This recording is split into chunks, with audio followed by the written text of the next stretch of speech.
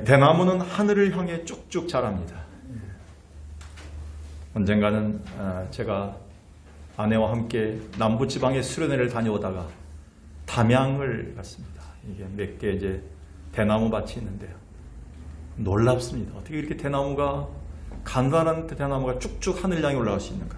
더 신기한 것은 땅에서 솟아난 죽순이 이렇게 올라가다가 참 자라지 않는 것처럼 이렇게다가 갑자기 어느 날 한 달 동안 하루에 80cm씩 자라면서 보통 20m까지 성장합니다. 그런데 이렇게 대나무가 한 달 동안 20m까지 자라도 휘어지거나 부러지지 않는 이유가 있다면 그것은 바로 매듭 때문입니다. 매듭이 한 그 대나무마다 70개 정도의 매듭이 있습니다. 마디마다 매듭을 잘 짓고 올라가면서 20m까지 성장해도 거뜬합니다. 우리에게 많은 그 의미를 주죠. 우리 삶이나 특히 신앙도 마찬가지라고 생각합니다. 매 순간, 매일, 매달, 매해마다 각자의 삶뿐 아니라 신앙의 매듭을 잘 짚고 올라가면 그 결과는 아름답게 나타나게 되어 있습니다. 그런데 많은 분들이 어떤 사건이 일어날 때, 어떤 어려움, 어떤 질병 가운데, 어떤 해를 보낼 때, 한 주간을 보내면서 이 매듭을 잘 짓지 못하신 분들이 많아요. 나중에 추할 때가 많아요. 우리가 살면서 마지막까지 매듭을 잘 짓는 것을 볼 수 있는 것은 자녀들입니다. 자녀들이고 성도들의 모습입니다. 성도들이 볼 때 우리 어머니가, 우리 아버지가, 우리 할머니가 얼마나 매듭을 잘 짓고 마무리를 잘하는가, 그걸 다 평가하게 되어 있습니다. 아마 이것에 대한 모범은 당연히 이 땅에 구원자로 오셨던 예수 그리스도며 우리에게 이 신앙의 매듭이 얼마나 중요한지를 친히 잘 보여주셨습니다. 그래서 우리에게는 성탄절의 주인공이신 예수 그리스도로 오신 날이 더욱 뜻깊은 날이며 이 날을 기쁘게 맞는 이유라고 할 수 있습니다. 주님은 이렇게 매듭을 지었습니다. 요한복음 17장 4절에 사랑하는 제자들을 마지막으로 이 땅에 남기면서 기도했던 마지막 기도 내용이 이거였습니다. 아버지께서 내게 하라고 주신 일을 내가 다 이루어서 아버지를 영화롭게 했습니다. 하나님이 나를 보내신 목적, 그 뜻과 부르심을 다 이루었습니다 라는 그 매듭을 지었습니다. 얼마 후에 예수님은 십자가상에서 신 포도주를 받으신 후에 요한복음 19장 30절에 이렇게 말씀하셨습니다. 예수님의 마지막 마디는 다 이루었다. 여러분, 이 땅에서 이렇게 매듭을 잘 지은 분이 또 있을까요? 우리는 이분을 주님으로 믿고 있습니다. 이분이 오신 날이 성탄절입니다. 성탄절은 선물을 주기 때문에 기쁜 게 아니에요. 용돈이 오고 하기 때문에 기쁜 날이 아니에요. 성탄절은 우리 신앙의 매듭을 잘 짓고 가신 예수 그리스도가 연말에도 우리가 매듭을 잘 짓고 우리 인생의 마지막에도 매듭을 잘 질 것을 우리에게 힘을 주고 격려하기 위해서 이 땅에 오신 거예요. 오늘 우리는 다음 주 성탄절을 남겨놓고 우리에게 이 매듭을 잘 짓는 게 얼마나 중요한지 생각해 봐야 합니다. 저는 그런 면에서 성경의 인물 중에 신앙의 매듭을 가장 잘 지은 사람은 아마 다윗이라고 생각합니다. 시편 16편 2절에 다윗은 살면서 위기를 당했습니다. 아마 시편 16편을 쓸 때 굉장히 큰 어려움을 당했던 것 같아요. 사방으로 우겨쌈을 당하고 금방이라도 목숨을 끊을 것 같은 상황이 벌어집니다. 이때 다윗은 하나님을 향해 이렇게 고백합니다. 주밖에는 이 문제를 해결할 분이 없습니다. 주는 나의 주님이시오니, 나의 주인이란 인생의 주인. 주밖에는 내가 일어날 복이 없나이다. 이게 다윗의 인생의 현재 삶의 매듭이었습니다. 그런 다음에 시편 23편 6절에 우리가 잘 아는 구절 이렇게 고백합니다. 내 평생에 선하심과 인자심이 반드시 나를 따르리니 내가 여호와의 집에 영원히 살리로다. 이거는 지금뿐 아니라 자기가 죽은 다음에 천국에 가서도 하나님의 집에서 영원히 살 것이다. 이 신앙의 매듭을 과거, 현재, 미래까지 아름답게 지으신 분, 바로 그 고백을 다윗이 했다는 겁니다. 아마 한 사람의 인생을 살면서 다윗처럼 그렇게도 많은 고초와 아픔과 배신과 절망을 많이 겪은 자는 또 있을까요? 그럼에도 불구하고 그는 가장 아름다운 신앙의 매듭을 잘 지었고 아름다운 이력서를 남겼습니다. 여러분, 이력서를 누가 써주시나요? 여러분이 쓰는 건 가짜가 있을 수 있어요. 옆에 사람이 쓰면요, 한계가 있어요. 친한 사람이기 때문에. 그런데요, 인생을 다 평가하실 우리를 처음부터 마지막까지 인도하셨던 하나님이 우리에 대한 이력서를 써주실 때 그는 정확한 평가서입니다. 그래서 다윗을 이렇게 하나님 평가하셨습니다. 사도행전 13장에 보면 내가 이새의 아들 다윗을 만났는데 내 마음에 딱 맞는 사람이었다. 더 중요한 게 그 다음에 그래서 나는 그 다윗을 통해서 유감없이 내 뜻을 다 이루었다. 하나님이 이렇게 평가해 준 분이 있습니까? 이 사람은 다윗밖에 없어요. 다윗은 실수도 많고 우리처럼 연약한 자들이었어요. 근데 아랑곳하지 않고 다윗의 인생은 매듭을 잘 지어서 신앙의 마무리를 잘해서 하나님이 그를 가장 아름다운 평가 이력서로 그를 내 마음에 딱 맞은 사람이다. 내가 다윗을 통해서 내 뜻을 계속 이루어간 것이다 라고 고백하고 있습니다. 그러면서 오늘 말씀은 큰 교훈이 됩니다. 지금 이스라엘은 블레셋의 침공과 적장 골리앗 앞에서 쩔쩔맵니다. 하나님의 거룩한 이름이 실추됩니다. 하나님이 어디 있느냐? 하나님이 있으면 한번 좀 와보라 해라. 너희들이 하나님 믿느냐? 너희 기도 찬양이 어디 있느냐? 너희는 왜 이렇게 힘든 자들이냐? 우리한테 와서 기어라. 항복해라. 적장 골리앗 블레셋 사람은 온갖 모욕과 조롱으로 하나님 백성들을 궁지에 몰아넣습니다. 그 골리앗 하나 때문에 많은 이스라엘 하나님의 군대들이 꼼짝도 못합니다. 그러나 소년 다윗은 달랐습니다. 아무도 나서지 않는 그 위기 상황에 적진을 향해서 거침없이 하이킥을 날립니다. 그리고 골리앗을 물맷돌로 쓰러뜨리고 그 머리를 베어옵니다. 결국엔 다윗이 그 어느 누구도 나서지 못한 이 위기를 승리로 매듭 지은 겁니다. 물론 다윗은 그 이후에도 우리처럼 연약함과 실수가 많이 드러나지만 그 삶과 신앙 마무리는 너무 아름다웠습니다. 즉 인생의 매듭, 신앙의 매듭을 잘 지은 것입니다. 그렇다면 본문 들어가서요. 오늘 우리가 다윗처럼 신앙의 매듭을 잘 지으려면 어떻게 해야 되나요? 첫 번째는요. 매 순간 우리 신앙의 진짜 적이 누구인지를 확인해야 됩니다. 요즘 문재인 정부 또 새 정부 또 정부 들어서 서로 화두가 되는 게 그게 아닙니까? 우리 대한민국의 주적이 누구인가? 북한의 눈치 보기도 했었고요. 눈치 볼 필요성이 없다고 또 하고요. 그러면서 주적이 바로 북한이 아니냐? 근데 또 다른 세대가 왔습니다. 아니다. 주적은 대한민국을 위협하는 세력이 주적이고 꼭 북한이라고 얘기할 수 없다. 이렇게 또 얘기한 적이 있었죠. 이것 때문에 지금 화두가 돼서요. 전 정부와 지금 정부에 여러 가지 차이점이 있습니다. 그런데 다윗이 살아온 궤적을 보면 다윗은 그의 인생 자체가 끊임없는 위기와 일종의 전쟁이라 해도 과언이 아닙니다. 그것을 일찍이 알았던 다윗은 매 순간마다 안 보이는 적과 계속 싸워야 함을 주지했기 때문에 순간의 감정이나 충동에 휘둘려 모든 에너지를 소진하는 어리석음을 범치 않았습니다. 사실 마귀가 성도들을 무너지게 하는 고등 전략 중에 하나가 뭔지 아십니까? 우리의 힘을 엉뚱한 곳에 빼앗겨서 지치게 하고 자꾸 비본질적인 곳에 우리를 집중하게 함으로 우리 힘을 소진시키는 것입니다. 그런데 다윗은 자기가 진짜 싸워야 할 적이 누군지를 분명히 알고 있었기 때문에 날마다 확인했기에 그는 승리할 수 있었던 겁니다. 앞장에 보면 16장 전 문맥을 보면요. 다윗은 아버지 이새의 8 아들 중에 막내 아이로 태어났습니다. 재벌집의 막내 아들이 아니라요. 웃는 사람들은 다 수상합니다. 어제 늦은 시간까지 뭘 봤을까요? 재벌집의 막내 아들로 태어난 것이 아니라 이새의 아들들이 많은데 그 중에 막내 아들 태어났어요. 근데 형들이 많은데요. 아버지의 양을 밤늦게까지 추위를 무릅쓰고 가서 아버지의 양을 혼자 돌봅니다. 왕을 세우려고 사무엘이 이 집안에 왔습니다. 아들들을 선봅니다. 누가 왕이 될 상인가? 하나하나 보면 아들이 더 없느냐? 아들이 하나 더 있습니다. 지금 아버지 양을 치고 밤중에 혼자 목자가 돼서 있는 아들이 있는데 그 아들 다윗이 있습니다. 데려오라 당장. 이 아들은 8 아들 중에서 혼자 나가서 아버지의 양을 지키고 있습니다.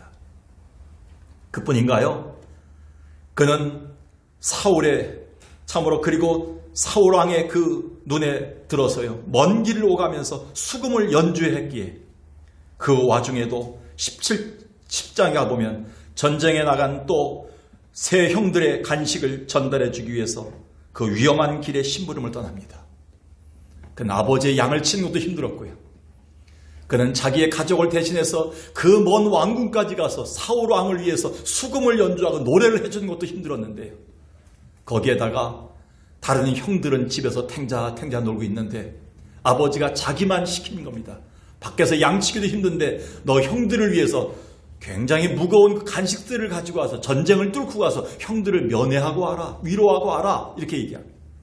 17장 다시 보겠습니다. 17장 15, 17, 18절 전문에 보니까요.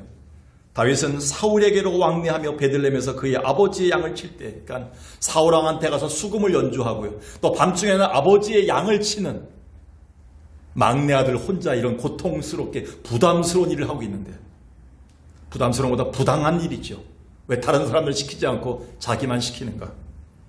근데 또 형들을 위해서 여러 가지 양식을 준비해서 전쟁에 가서 죽음을 무릅쓰고 형들을 면회하고 오라는 그런 명령을 아버지가 하십니다. 안부를 묻고 징표를 가져와라. 18절까지 그 얘기하죠.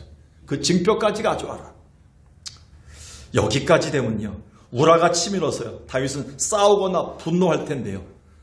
성경은 16장, 17장을 볼 때 다윗은 아버지하고 싸운 흔적이 없어요.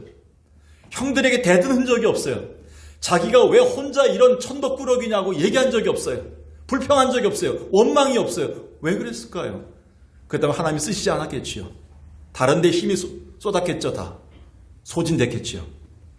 근데 더 이해가 안 가는 것은 오늘 일입니다. 오늘 본문은 그 전에 보니까 그 위험한 전장을 뚫고 선물을 들고 찾아온 막내 동생 다윗을 큰형 엘리압이 오해를 해서 이렇게 독서를 또 내뱉습니다. 28절 또 전문맥을 봅시다. 큰형 엘리압이 다윗이 사람들에게 하는 말을 들은지라 와서 이런 얘기했겠죠. 야, 저 골리앗 하나를 못 치리냐? 하나님의 백성들이 저 블레셋을 우리가 이길 수 없느냐? 세상의 백성 이길 수 없느냐? 막 소리쳤겠죠. 내가 나가겠다 막 그랬겠죠. 근데 그 얘기를 들었던 형이 뭐라고 합니까? 네가 어찌해서 아버지 양을 안 치고 여기까지 왔느냐?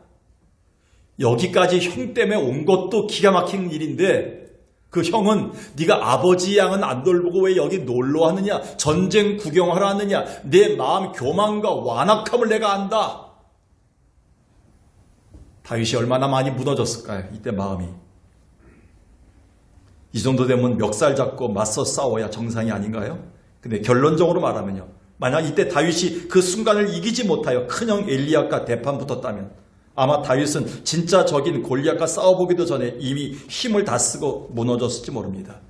제가 목회하면서 하나 터득한 것은요, 만약에 저나 다윗이 그랬다면 하나님이 쓰시지 않을 거라고 생각합니다. 하나님이 미리 치리하셨을 거라고 생각합니다. 그렇게 된다면 마귀의 고등 전략은 승리하고 이스라엘은 계속 조롱거리가 되었겠지요. 명심하십시오. 다윗이 승리한 이유는, 곧 그가 신앙의 아름다운 매듭을 지었던 이유는 바로 그가 싸워야 할 주적이 누구인지를 분명히 알고 있었기 때문입니다. 그것은 블레셋의 골리앗이었습니다. 다른 성경 구절도 있는데요, 특히 32절과 본문의 51절을 두 절 보겠습니다. 다윗이 사울에게 말하되 그로 말미암아 사람이 낙담하지 말 것이라. 주의 종이 가서 저 블레셋 사람과 싸우리라. 골리앗과 싸우리라. 다윗은 옆에 어떤 말도 기분 나쁠 수가 있고 무너질 수 있고 상처받을 수 있었지만 그는 그 어떤 말에도 휘둘리지 않았습니다. 그는 오로지 저 블레셋 골리앗과 내가 싸우러 왔다 이렇게 얘기합니다. 51절 다윗이 거침없이 하이킥을 날렸던 그 대성이 어디입니까? 블레셋 사람이에요. 골리앗을 향해서 밟고 그의 칼을 그 칼집에서 빼내어 그 칼로 그를 죽이고 그의 머리를 베고 블레셋 사람들이 자기의 용사의 죽음을 보고 도망했습니다. 자기의 주적들이 도망가기 시작합니다. 우리가 많이 이 전쟁에서 집니다. 이 싸움에서 우리가 많이 집니다. 오랜만에 교회 나왔는데 누가 나를 기분 나쁘게 한 것 때문에, 어떤 집사님의 말 한마디 때문에 거기에 모든 에너지를 다 쏟고 우리가 감정에 휘둘리게 되면요, 정작 하나님도 못 만나고요. 힘도 못 받고요. 회복도 안 되고요. 은혜도 못 받고 가는 사람들이 너무나 많습니다. 마귀의 전략은 그겁니다. 그리고 주일 오기 전까지 피곤하게 만들고 힘들게 만들고 토요일 밤늦게까지 잠도 못 자게 만들고 지치게 만들어 다 힘을 쏟게 만들어서 정작 예배 자리에서는 하나님도 못 만나게 하고 사탄 마귀도 이길 수 있는 기도와 찬양도 못하고 가고 승리를 누리지 못하고 하는 사람들이 너무나 많다는 거예요. 그러니까 우리가 신앙의 매듭이 아름답지 못해요.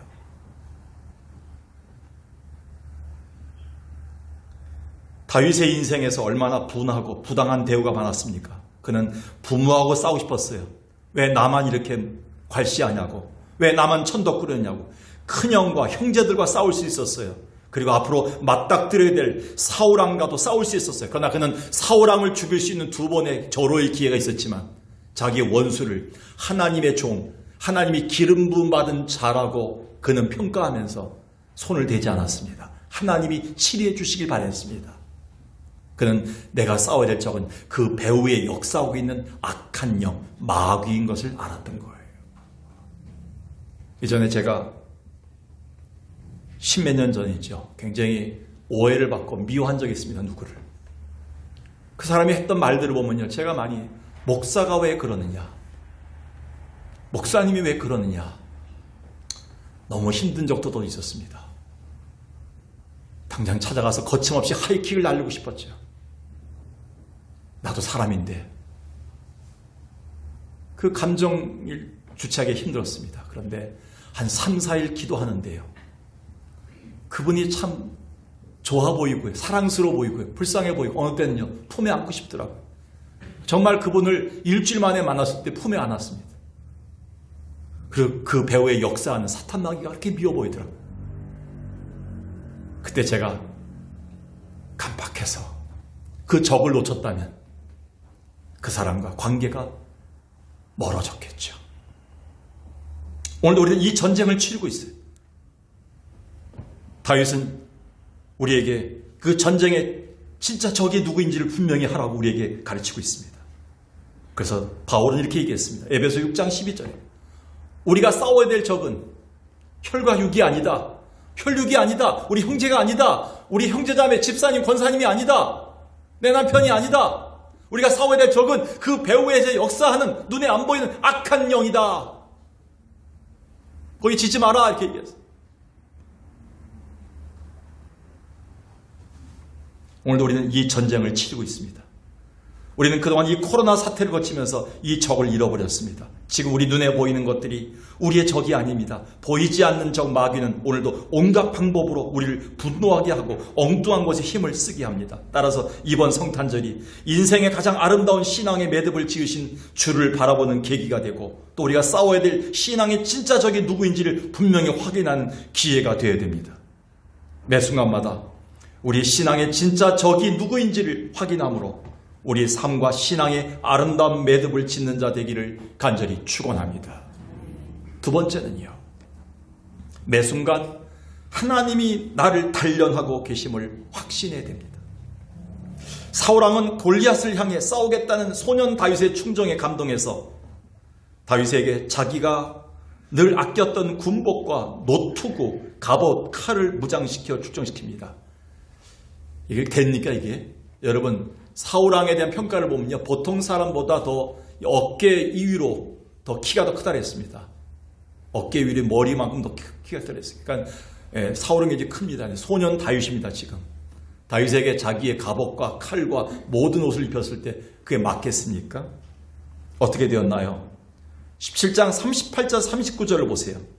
이에 사울이 자기 군복을 다윗에게 입히고 노투구를 그의 머리에 씌우고 또 그에게 갑옷을 입히매 다윗이 칼을 군복 위에 차고는 익숙하지 못함으로 시험적으로 걸어보다. 여러분 시험은 언제 합니까?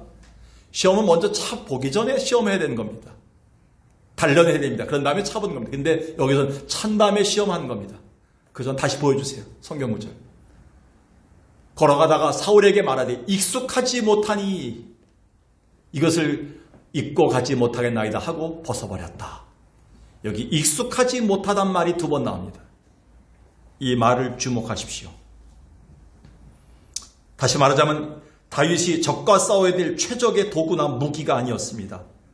여기 익숙하다는 말, 히브리어 나사 동사, 이 나사라는 말은요, 시험하다, try, 그리고 단련하다, test, 입증하다, prove, 그리고 다루어지다. 그동안 내가 훈련되고 시험하고 단련되어 왔던 도구가 아니었다는 거예요. 여러분, 다윗이 아버지의 양을 치면서 들에서 양을 지키기 위해서, 양을 보호하기 위해서 늘 가지고 있었고, 하나님이 그를 통해 계속 사용하고 그에게 익숙하게 단련시켰던 도구가 뭡니까? 막대기예요. 그리고 그 시냇가의 돌이에요. 곰들을 쫓기 위해서. 그리고 제구들이었어요. 물매였어요. 돌을 돌리기 위해서. 그걸 익숙하게 10수년 동안 하나님이 그를 훈련시켰던 거예요. 아니나 다를까 40절 보겠습니다. 손에 막대기를 가지고, 막대기를 가지고 오니까 골리앗이 깜짝 놀라죠. 내가 개냐? 막대기를 가지고 오니. 그 개가 10수년 동안 하나님이 다윗에게 맡겨서 훈련시켰던 도구였어요. 그리고 매끄러운 돌 5을 골라 자기 목자의 제구 그 주머니에 넣고 손에 물매를 가지고 앞으로 나가세요. 말이 안 되지만 이것으로 승리했다는 거예요. 즉 다윗이 골리앗을 쓰러뜨렸던 무기는 최첨단 무기나 명장이 만들었던 검이 아니었어요. 다윗이 오랜 기간 동안 들에서 양을 치면서 몸에 익숙하게 단련되어 왔던 도구들입니다. 사실 하나님이 단련시킨 것이죠. 이뿐인가요? 다윗이 들판에서 하늘을 볼 때마다 지었던 시편 찬송들이 있지 않습니까? 시편의 150편 중에서 시편의 100편 이상이 다윗이 들판에서 지었던 시입니다. 광야에서 지었던 시입니다. 하나님 그걸로 모든 위기 순간마다 이겨낼 수 있는 도구가 되게 하셨습니다. 다윗은 남보다 더 기타를 잘 쳤어요. 다윗은 남보다 악기를 잘 다뤘어요. 우리 기현자매처럼 이렇게 첼리스트. 아주 부러워요. 제가 언제 첼로를 다 배워서 연주할 수 있을까 교회에서. 그런 날은 없겠지요. 다영자매처럼 어떻게 저렇게 바이올린 잘 칠 수 있을까. 다영이한테 이제 몇 번 가르쳐달래도 가르쳐주지 않아요. 목사님은 수준이 안 된다는 거예요. 그 말 하지 않았지만 꼭 그런 것 같아요. 우리 훈 집사님한테 피아노를 가르쳐, 제가 지금 쳐도 어떻게 할 수가 없어요. 근데 하나님이 오랜 동안 다영자매를 통해 귀현자매를 통해 하나님께서 만드신 게 뭘까요? 이걸 통해서 수많은 사람들을 회복시키고 은혜를 받게 하고 회복하게 만들고 그 자신이 봉사하면서 하나님 앞에서 일어나게 만들었던 도구 아니겠습니까? 그게 어쩌다가 내가 음악하고 어쩌다가 노래 부르고 어쩌다가 와서 내가 이걸 잘하는 게 아닙니다. 하나님이 수십 년 동안 나에게 익숙하게 만들었던 검증된 도구들을 가지고 이기게 하셨어요. 우리. 목사님, 난 돈도 없고 나이가 들고 아무것도 못해요. 근데 저는 매일 새벽 나와보면 끊임없이 새벽 4시부터 여기 앉아서 6시까지 계속 2시간 동안 기도하시는 권사님들이 계세요. 저분들 때문에 힘이 나더라고요. 저분들 때문에 석광교회가 하나님 앞에서 어떤 기도 제목도 갖다 넣어서 매일 새벽마다 말할 수 있더라고요. 저들이 기도해 주시더라고요. 어제 보니까요, 그 추운 겨울에 나와서 물걸레를 짜면서요, 교회 바닥을 닦고 교회를 청소하고 쓰레기를 치우고 또 눈이 오면 눈을 치우는 분들이 있어요. 가서 교회 가서. 하나님 저들에게 익숙하게 하나님의 몸이신 교회, 그리스도의 몸이신 교회를 가꾸게끔 하는 하나님의 도구들이 있더라고요. 이게 어쩌다가 생긴 걸까요? 하나님이 우리에게 주셔서 단련시켰던 도구로 이 세상을 이길 줄로 믿습니다. 그 아름다운 결과를 하나님 우리에게 요구하시는 거예요. 사무엘상 16장 23절을 보면서 제가 참 은혜 받았습니다. 다윗이 매주마다요, 집을 대표해서 그 먼 길을 갔어요. 왕궁에서 다윗이 잠을 못 자요. 악령이 들어갔고요. 그 사울왕 옆에서 수금을 쳐요. 손으로 타요. 사울이 괴팍하지요. 그게 마음에 안 맞으면 칼을 쳐서요. 칼을 들어갖고 다윗을 죽일 수도 있어요. 악령이 들었기 때문에. 근데 사울이 잠을 잘 자요. 그리고 리프레시, 상쾌해요. 다윗이 와서 수금을 타면 악령이 그에게서 떠나기 시작하는 거예요. 하나님이 다윗에게 단련시켰던 도구가 있어요. 그래서 시편을 쓰게 한 거예요. 그래서 노래하게 한 거예요, 우리에게. 그래서 다윗은 시편 66편에서 이렇게 얘기합니다. 만민들아, 우리 하나님을 송축하며 그의 찬양 소리를 하라, 이렇게 하는 게 아니에요. 들리게 할지어다. 만방의 가족들에게, 자녀들에게 찬송을 좀 들리게끔 불러라. 그런 사람들은 그게 이길 수 있는 복을 한 거예요. 엄마가 날마다 아침에 일어나서 트로트를 부른다면, 그런 트로트도 되게 좋은 거예요. 가사가 좋아요. 그리고 또 날마다 일어나서 팝송을 부른다면 자녀들이 힘은 못 얻겠죠. 그런데 죽음에서 이길 수 있는 다윗이 만들었던 찬양을 아침마다 부모님이 부를 수 있다면, 시편을 외울 수 있다면 악령이 떠날 수 있는 가정이 될 수 있겠죠. 하나님 우리에게 이 도구들을 주셨음을 기억하십시오. 우리가 왜 자주 넘어지나요? 자주 연약해지나요? 우리가 익숙하지 않은, 하나님께서 주시지 않은 도구들로 세상을 이기려고 하기 때문에, 영적 전쟁에서 지기 때문에 그렇습니다. 우리 도구는 무엇인가요? 디모데후서 3장 15, 17절 보세요. 힘들어하는 에베소 교회를 맡고 있는 디모데에게 바울은 이렇게 얘기합니다. 네가 어려서부터 훈련받은 게 뭔지 생각해봐라. 어려서부터 네가 숙달되어 왔던 도구, 너를 이기게 했던 도구가 뭐냐? 하나님의 말씀이다. 그 말씀이 하나님의 감동으로 된 거기 때문에 교훈과 책망과 바르게 함과 의로 교육하게 유익하니, 17절에 이것은 너를 하나님의 사람으로 온전하게 무장시킬 도구다. 우리가 어렸을 때부터 훈련시켰던 도구가 뭡니까? 매주마다 말씀을 받고 있는 이 하나님의 생명의 말씀입니다. 그리고 또 뭘까요? 마귀가 가장 싫어하는 게 뭘까요? 예배 나가도 좋다, 예배 봉사해도 좋다, 11조도 해라, 감사헌금도 해라, 교회 봉사도 해라, 교회 행사 다 나가라. 그런데 기도만 하지 마라. 마귀는 그래요. 그래서 11절에, 에베소 6장 11절에 이렇게 얘기합니다. 바울은 마귀의 간계를 능히 대적하기 위해서 하나님의 전신갑주를 입어라. 익숙한 옷을 입어라. 골리앗을 이길 수 있는 옷을 입어라. 그 전신갑주, 그게 뭐냐? 18절에 모든 기도와 간구를 하되 성령 안에서 기도하고 이를 위해 깨어 구하기를 항상 여성도들 위해서 구하라. 여기 기도라는 말과 동사가 얼마나 많이 나옵니까? 그래서 마귀가 싫어하는 거예요. 이게 가장 익숙한 도구예요. 오늘도 하나님께서 우리에게 말씀과 기도와 찬양으로 세상을 이길 단련을 하고 계십니다. 매 순간마다 계속 거룩함과 은혜로 단련하고 계십니다. 정직함과 신실함으로 경건을 단련시킵니다. 그래서 마지막 날 승리하고 아름다운 신앙의 매듭을 맺기를 원하고 계십니다. 성탄절에 우리가 주님을 진짜 기다리는 이유가 여기에 있습니다. 사랑하는 여러분, 매 순간 나를 단련시키시는 주님을 확신함으로 신앙의 매듭을 잘 짓는 자 되길 주의 이름으로 축원합니다. 마지막으로요. 한번 읽어볼까요? 마지막 거는 시작. 매 순간 우리 신앙의 주관자가 누구인지를 확인해야 됩니다. 우리 인생의 주관자가 누구인지를 확인해야 됩니다. 첫 번째는 뭐예요? 첫 번째는 나의 진짜 적이 누구인지를 확인해야 됩니다. 두 번째는 뭘 확신해야 됩니까? 매 순간마다 하나님이 나를 단련하고 계심을 확신해야 돼요. 지금 사건, 환경, 사람, 이 모든 게 세상을 이길 수 있는 나의 도구들이에요. 마지막에 뭡니까? 매 순간마다 우리 인생의 주관자가 누구인가를 우리는 확인해야 돼요. 다윗이 신앙 매듭을 잘 지을 수 있었던 가장 중요한 이유라면 그것은 자기 인생의 주관자가 누구인지를 매 순간 확인하고 확신했기 때문입니다. 그 유명한 시편 23편을 다시 보겠습니다. 1절부터 여호와는 나의 목자시니, 목자가 누굽니까? 아무것도 하지 못하는 양을 끝까지 인도해서 먹을 것, 마실 것, 그리고 진자리, 마른 자리 다 알게 하고 끝까지 양의 마지막 가는 길까지 인도할 그 분이 바로 목자입니다. 근데 다윗은 이렇게 얘기합니다. 여호와는 나의 목자이셨다. 지금도 목자가 되주신다.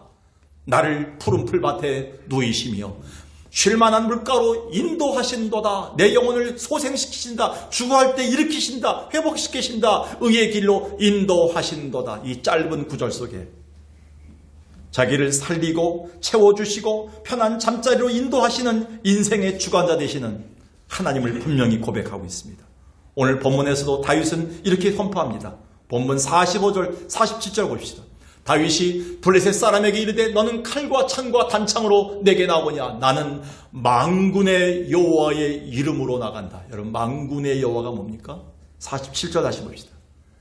또 여호와의 구원하심이 칼과 창에 있지 아니함을 이 무리에게 알게 하리라. 전쟁은 여호와께 속한 것인즉 그가 너희를 우리 손에 넘기시리라. 여러분, 이 뜻이 뭡니까? 만군의 여호와라는 뜻은 그 당시 전쟁이 많았습니다.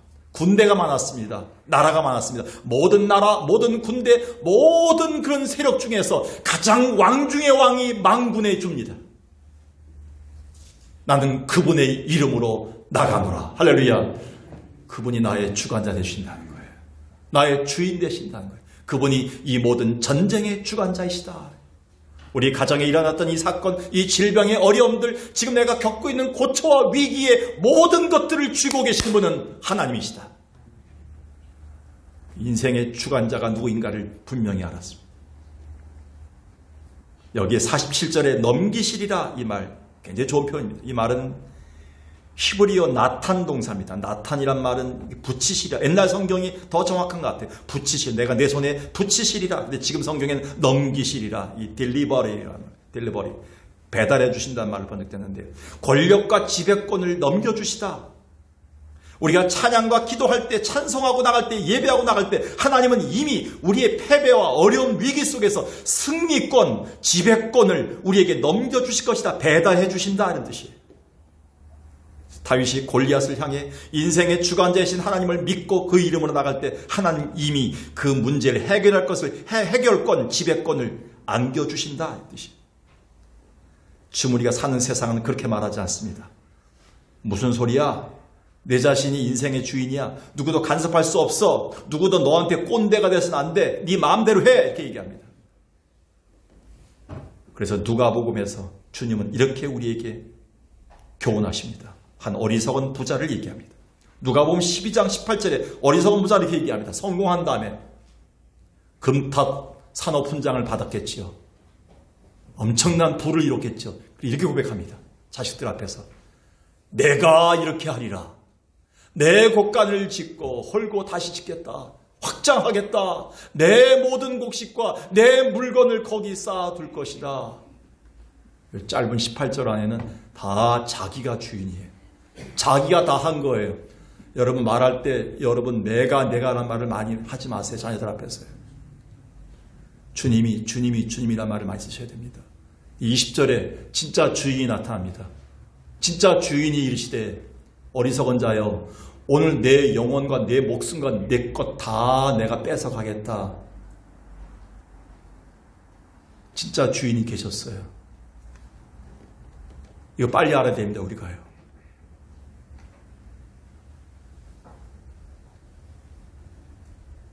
그래서 우리가 예배 없이도 기도 없이도 찬송 없이도 말씀 없이도 충분히 이 세상과 잘 먹고 잘 살 수 있다는 유혹을 우리는 받습니다. 실제로 코로나 기간 동안 마귀의 이 작전이 계속 성공하고 있어요. 여러분 왜 예배가 중요한 거예요? 왜 기도가 중요한 거예요? 왜 찬송이 중요한 거예요? 왜 헌신이 중요한 거예요? 왜 11조가 중요한가요? 주인을 인정하는 시간이 때문이에요. 내 인생의 주인, 내 물질의 주인, 내 시간의 주인, 내 삶의 생사화복의 주인이 누구인가 그걸 인정하는 시간이 예배예요. 그거 잊어버리면 큰일 납니다. 우리는요. 그래서 다윗은 이렇게 찬양했어요. 시편 24편에서 그 앞에 보면 다 여호와의 것이다. 지은 것이 다 하나님 것이다. 이렇게 한 다음에 맨 마지막에 이렇게 찬송합니다. 문들아 너희 머리 들어라. 가정들아 머리 들어라. 자녀들아 너희 머리를 들지어다. 영광의 왕이 들어가신다. 우리 매일 아침마다 이 찬양 부를 때 우리 문을 활짝 열고 우리 가정의 문을 열고 우리 교회의 문을 열고 우리의 진짜 왕을 모셔야 돼요. 그게 예배예요. 일주일을 시작하는 첫 시간의 예배예요.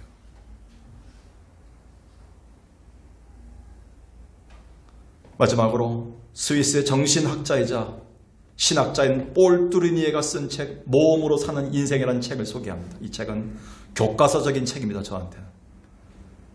저자는 우리 인생 자체가 하나님께서 지휘하시는 일종의 모험이다 이렇게 얘기합니다.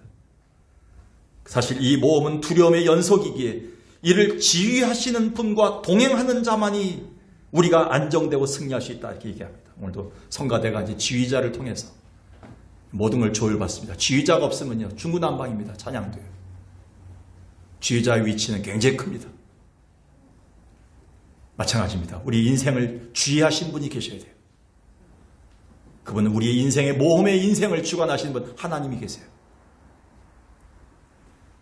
만약에 지금 우리가 시간을 드리고 11조를 드리고 우리 삶을 드리고 지금 우리의 봉사를 드리는데 이게 다 모험인데, 만약에 하나님이 계시지 않다면, 지휘자가 하나님이 아니었다면 우리는 얼마나 많이 무너질까요? 지금도 하나님은 이 모든 것을 지휘하고 계신 줄로 믿습니다. 오늘도 우리 인생의 주관자이신 예수 그리스도가 오심을 우리가 기억하는 성탄절을 앞두고 우리 인생의 주관자를 분명히 확인함으로 아름다운 신앙의 매듭을 짓는 자 되길 주의 이름으로 간절히 축원합니다. 오늘 말씀 생각하면서 찬송하겠습니다. 이 찬송을 한 3년 만에 불러보네요. 오 신실하신 주, 하나님은 지금도 우리의 과거와 현재와 지금까지도 신실하시게 우리를 인도하고 계십니다. 하나님 한 번도 우리를 실망시킨 적 없으십니다. 신실하신 하나님은 오늘도 우리의 인도자가 되어주시고 우리의 지휘자가 되어주셔서 우리 인생을 지금도 이끌어가고 우리의 주적인 사탄마귀를 이길 수 있는 힘을 우리에게 주고 계십니다. 이 말씀 생각하면서 이 찬양을 부르면서 헌금하는 시간 갖고 또 여러분 말씀 생각하는 시간 갖도록 하겠습니다.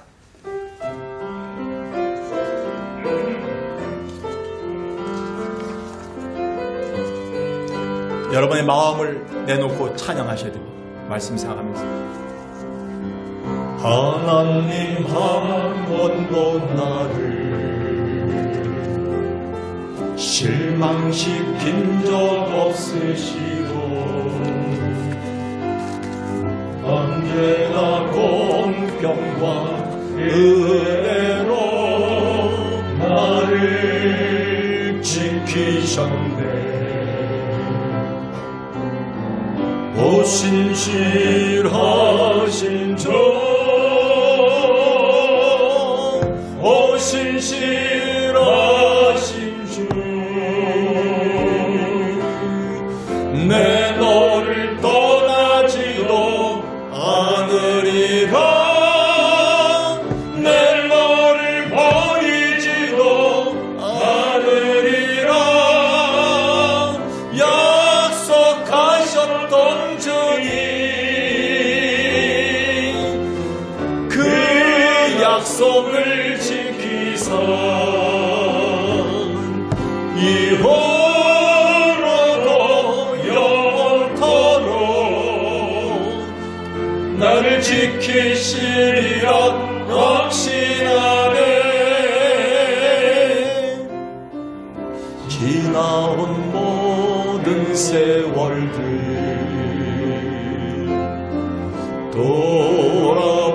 돌아보아도 그 어느 것 하나 주의 손길 안 미친 것 전혀 없네. 다 주님의 손길과 인도하셨습니다. 오 신실하신 주, 오 신실하신 주, 내 너를 떠나지도 않으리라, 내 너를 버리지도 않으리라. 약속하셨던 주님, 그 약속을 지키사 아멘. 이후로도 영원토록 나를 지키시리라 확신하네. 신실하신 주님,